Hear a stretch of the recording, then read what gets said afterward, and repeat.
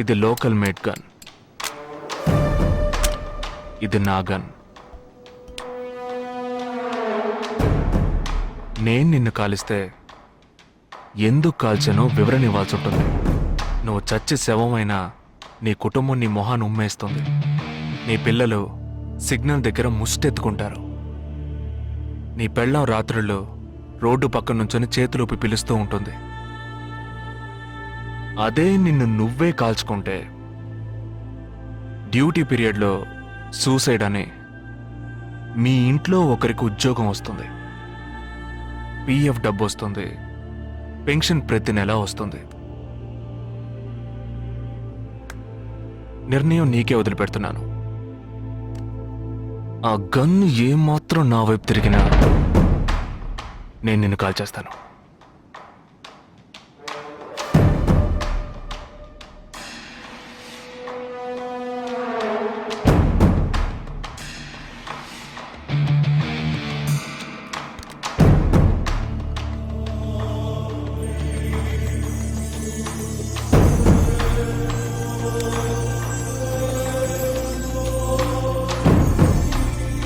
నువ్వు పెద్ద ప్రమాదంలో అడుగుపెట్టావు.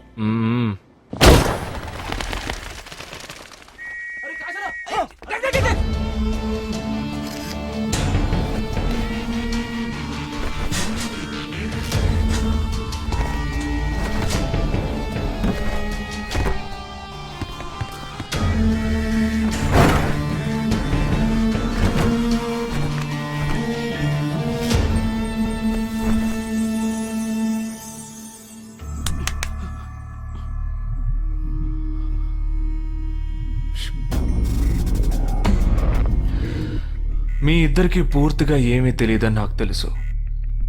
ఓह सॉरी, मुझे पता है तुम दोनों को पूरी बात पता नहीं.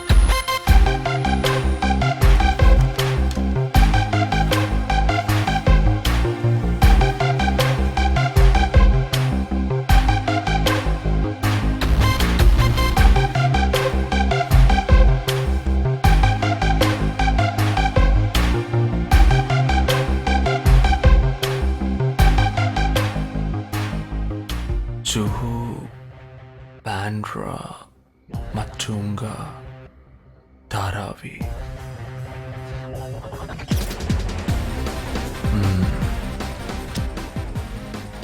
ముంబై సిటీలో 12 చోట్ల అటాక్.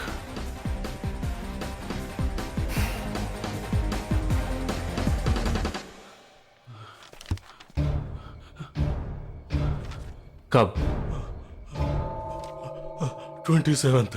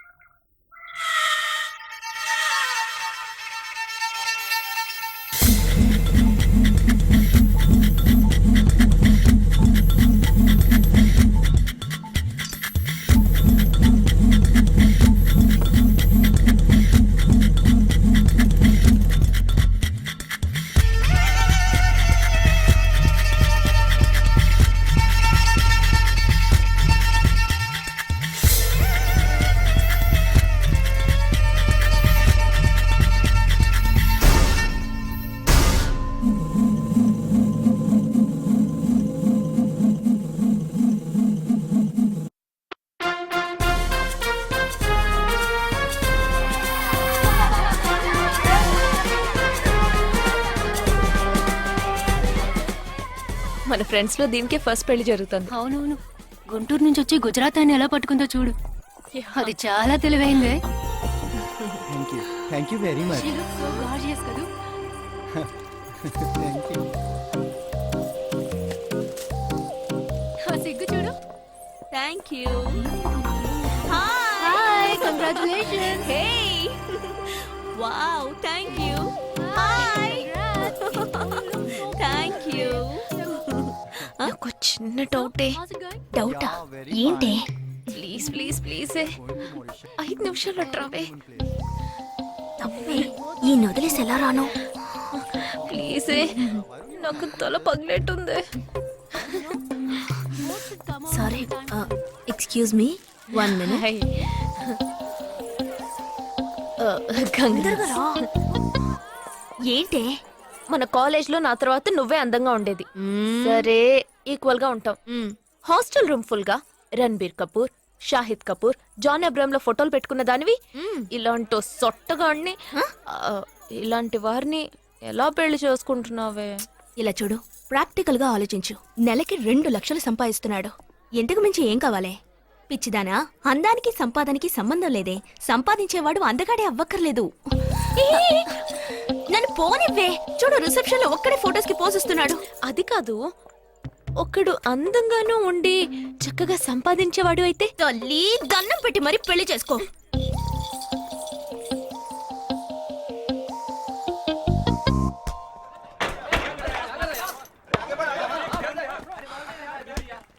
ఏంట్రా అలా ఉన్నావు?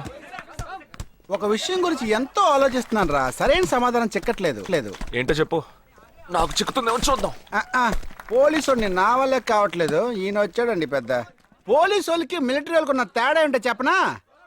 వాళ్ళు ఎవరు బుద్ధిని ఉపయోగించాల్సిన అవసరం లేదు. అటెన్షన్ అంటే కాలు కలపడం, స్టాండర్డీస్ అంటే కాలు విడదీయడం, షూట్ అంటే దడ కాల్చి పారేయడం. కానీ పోలీసు వాళ్ళు అందరం బుద్ధిని ఉపయోగిస్తాం. పిక్ పాకెట్ గాడిని పట్టుకోబోయే ముందు పిక్ పాకెట్ గాడి మళ్ళీనే ఆలోచిస్తాం. హంతకుడిని పట్టుకోబోయే ముందు హంతకుడి మళ్ళీనే ఆలోచిస్తాం. తీవ్రవాదిని పట్టుకోబోయే ముందు తీవ్రవాదిగానే మారుతాం. అలాంటి పోలీసుని నా బుద్ధిని నేను ఉపయోగించుకోగలను, కానీ నువ్వు వెళ్ళి బంతాడు ఆడుకోమ్మా. నీ సమస్య ఏంటో చెప్పరా, పరిష్కారం ఉందో లేదో చెప్తాను. సరే, పరిష్కరించరా. ఆ టెర్రరిస్ట్ తప్పించుకుపోయాడు కదా, ఆ రోజు రాత్రే ఒక పోలీస్ ఆఫీసర్ తన ఇంట్లో షూట్ చేసుకుని ఆత్మహత్య చేసుకున్నాడు. ఆ తీవ్రవాది తప్పించుకుపోయేటప్పుడు ఆ ఆఫీసరే డ్యూటీలో ఉన్నాడు. ఈ 2 ఇన్సిడెంట్లకు ఏదైనా సంబంధం ఉన్నదేమో అని నా బుర్రకి ఇప్పుడు వచ్చిన డౌట్. అది ఆత్మహత్య కాదు, హత్య. ఎలా చెప్తున్నావు? చేసింది మనమేగా. నువ్వెందుకు చేసావురా? మరి వాడెందుకు టెర్రరిస్ట్ ని తప్పించాలి? టెర్రరిస్ట్ ని తప్పించాడా? నీకెవరు చెప్పారు? టెర్రరిస్టే చెప్పాడు. హాస్పిటల్ నుంచి తప్పించుకున్న టెర్రరిస్ట్ నువ్వెక్కడ చూసావు? అదే హాస్పిటల్లో నువ్వు. హాస్పిటల్లో నేను? ఏయ్, హాస్పిటల్లో నేను? హాస్పిటల్లో నేను ఎక్కడ చూసావు అడుగుతున్నానా? ఏంటో చెప్పరా? రే రే రే, ఒరే జగ్గు దాదా, నేను సస్పెన్షన్ తట్టుకోలేను కదరా. అదేంటో చెప్పాలరా. ఒక్క నిమిషం రా.